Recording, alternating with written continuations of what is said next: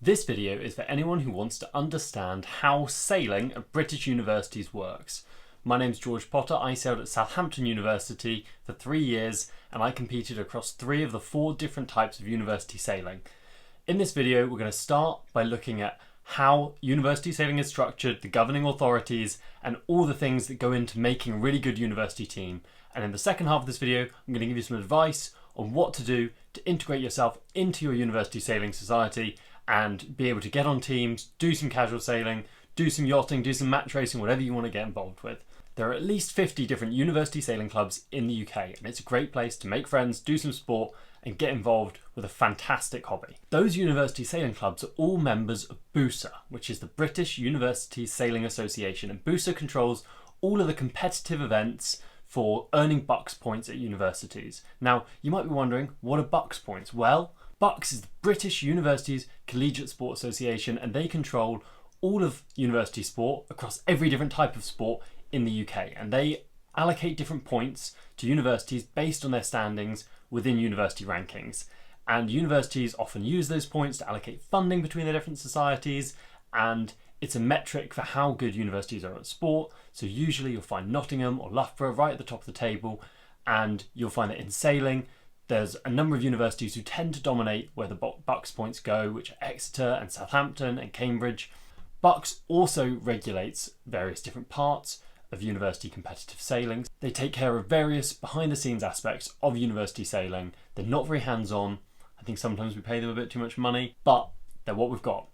And so BUCS are the answering authority of BUSA, and BUSA control all of the kind of competitive university sailing events in the UK. And then below that, we've got those 50 or so different university sailing clubs, and they all host their own events, they own their own teams, they organise within their club how funding is allocated and who gets to race, who gets to just learn to sail, all the different courses which might take place. Over the year, BUSA organised 4 main university sailing events, and those are BUCS Fleets, BUCS Team Racing, BUCS Match Racing and BUCS Yachting. And those 4 events are going to be the events where you can earn BUCS points. They're the kind of important headline events for BUSA, and they're really what BUSA is structured all around organising. The first event of the year is usually Fleets, which is reasonably well attended, but not the best attended.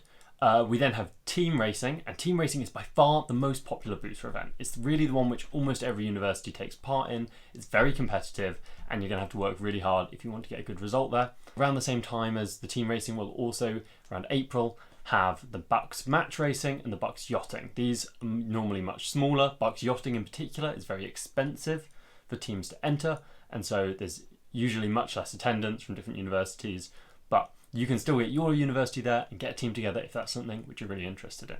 For BUCS Fleets, you'll have a few different categories. There's a Firefly fleet, there's a laser fleet, and there's also a fast and a slow handicap. These can change depending on the different SIs and what's going on in BUCS at the moment or in BUSA at the moment. But in general, you'll have a few different categories where BUCS points are up for grabs. You'll have gender categories, so you'll be ranked based on how well you do in your gender. And there are also overall prizes for teams. And so there's lots of different ways you can earn BUCS points. I've competed in the Firefly. It's a really great fleet. We had about 30 boats the year that I did it. And yeah, it's a fun event, but it's a one-off, 1 weekend, 2-day series. It's not as rigorous as some other fleet racing events you might have done through the squad system. You've only got 2 days of racing, so make of that what you will. It's quite reasonably priced, and you can normally get a team along quite easily. Different universities will help support sailors go.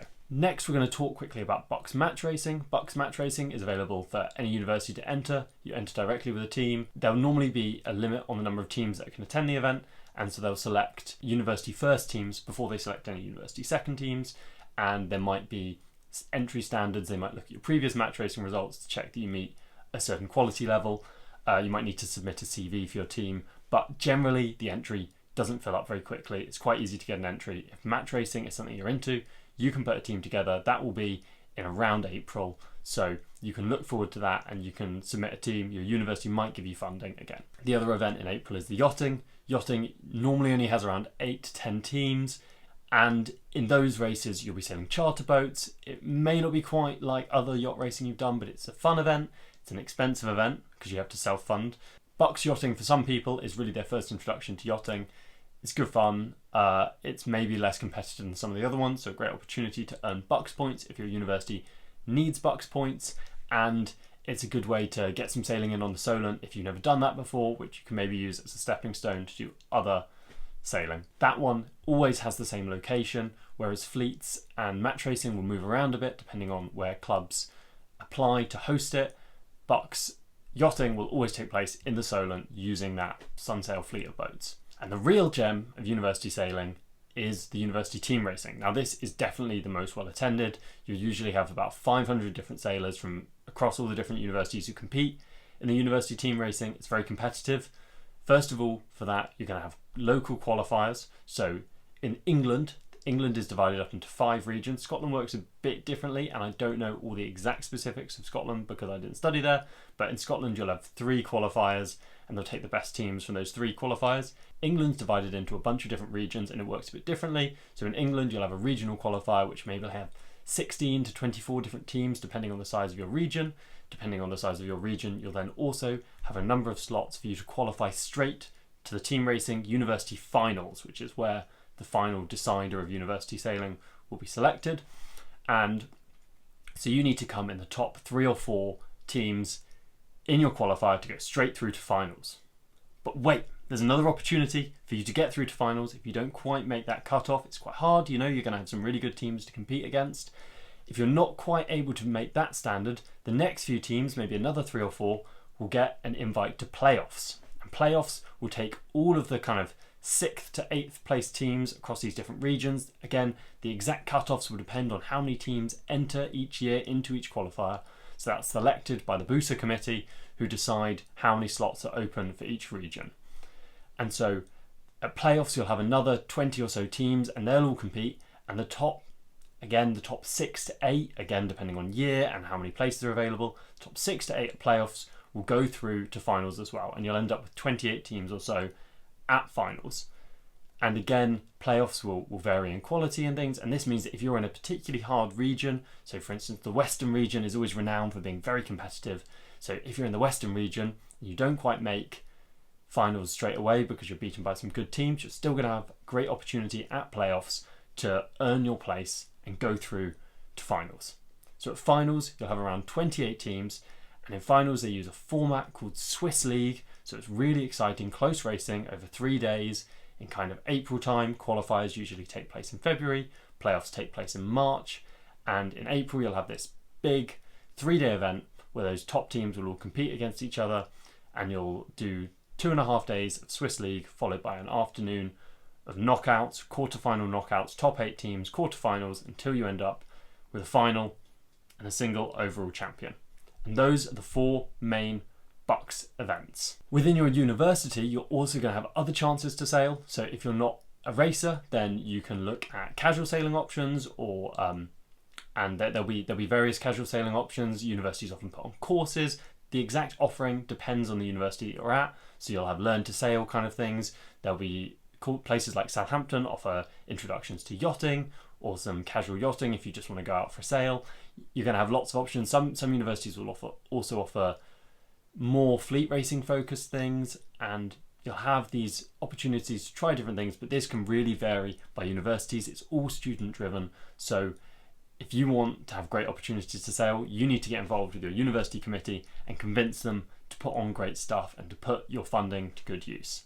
So next, in the second half of the video, we're going to talk quickly about how you can get onto your university team, because at various universities it can be very competitive. So for instance, I was at Southampton. If you go to Southampton, when you arrive, if you want to be on the team racing team, for instance, you're going to need to fill out a form with your sailing experience. And if that looks pretty good, they'll invite you to a tryout. And if you do well at the tryout, you'll be invited to a callback. And if you do well at the callback, you'll be invited to be on the team. So it can be a 3-step process to get on the team. It's pretty tough. You're going to be competing against some really good sailors, and other universities will have similar tryout and callback processes, particularly Exeter and Cambridge. So other really top sailing universities will all have their own processes for selecting sailors. Smaller universities, you might be able to go straight onto the team without needing to try it at all. So if you arrive at one of those competitive universities, it's worth it to be really on it. If you've got an activities fair at the start of term, go and find the people on committee, go and find the sailors at the activities fair, get to know people, work out when your tryouts are. You don't want to miss the tryout if you want to be involved. And then once you're at the tryout, you really want to make a good impression, try and sell your best. There's often not a lot you can do. You're going to be competing against good people, so just do your best and see how it pans out. If not, there's still plenty of other opportunities to sail. Whilst you're at university, you can get involved with all sorts of other exciting activities like the British Keelboat Academy, which is a great opportunity for people to learn how to sail keelboats. If you've only sailed dinghies, I'll put a link to that down in the description. And you'll also have other youth sailing opportunities. So for instance, I did the Royal London Etchells Academy, which is, in my opinion, probably the best way to learn how to sail a small keelboat in the UK. It's a really, really fantastic academy. I learned so much from doing that. If you're on the south coast or in a region where you've got some good racing going on around you, it's worth just messaging people, trying to get on boats, trying to do all sorts of different stuff. If you really throw yourself into it, you'll find that all sorts of opportunities present themselves and you'll have no shortage of sailing to go and do. So I hope that's been helpful. If you've got any questions about university sailing, leave them in the comments down below. I'll happily answer any of them. BUSA can be a pretty confusing organisation to understand. I'll link their website down below, so go and check it out, read about what events are on, read about what's coming up, and it will start to make a bit more sense. And I hope that brief description of how the knockouts and how the different events at BUSA work, and that's going to give you an idea to go into your university with confidence and get to know the other sailors on your team. So thanks very much for watching, and I'll see you next time.